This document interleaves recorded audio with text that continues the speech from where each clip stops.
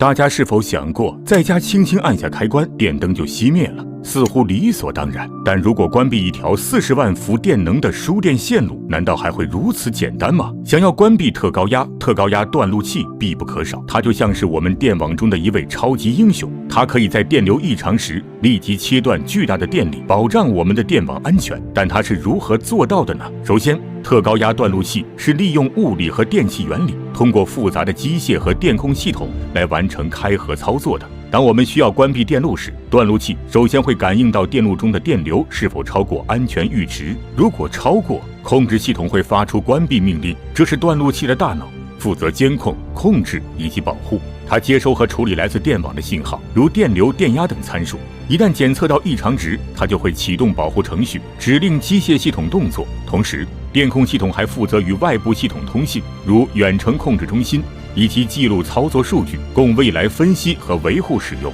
随后，机械装置会启动，驱动断路器内部的断开器。这个过程要精确和迅速。这个系统通常包括操作机构、断路器触头和弧光熄灭装置。当接收到关闭信号时，操作机构会驱动触头迅速分离。这个动作就像是拔掉插座，切断电流，而弧光熄灭装置则负责处理分段时产生的电弧，确保断路器能在极短时间内安全断开电路，避免电弧对设备或电网造成损害。在特高压的世界里，电弧是一股不容忽视的破坏力量，它随着断路器触点的分离而诞生，仿佛一道炽热的闪电，不仅能熔断金属，更可能导致整个系统的崩溃。为了迅速熄灭电弧，断路器通常会用到特殊的介质，如 SF6 气体或者真空来吹灭电弧，由此产生了6氟化硫断路器。它利用6氟化硫气体的优良绝缘性能和抗电弧性能，在接收到指令的一瞬间，这些压缩的6氟化硫气体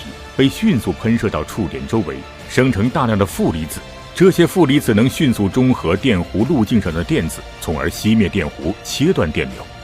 一旦电路被断开，电网中的其他部分就会被隔离开来，就能避免更大的危险。在断路器的工作过程中，机械系统和电控系统的协同操作至关重要。比如，在接到关闭指令时，电控系统会先进行一系列的逻辑判断，确认无误后才会启动机械系统，而机械系统的动作又会及时反馈到电控系统，形成一个闭环控制。这样既保证了操作的准确无误，也提高了断路器的响应速度和可靠性。你可能会问，为什么特高压断路器需要这么复杂的系统？这是因为我们处理的是高达数40万伏特的电压，任何小小的失误都可能导致严重的后果。因此，只有高度精密和智能化的系统，两者的完美配合，才能确保我们电网的稳定和安全。特高压断电器不仅是技术的结晶，更是人类智慧的缩影。在每一次轻松按下开关的背后，都有着一系列精密而复杂的科技在默默工作，保证着我们生活中的每一束光亮。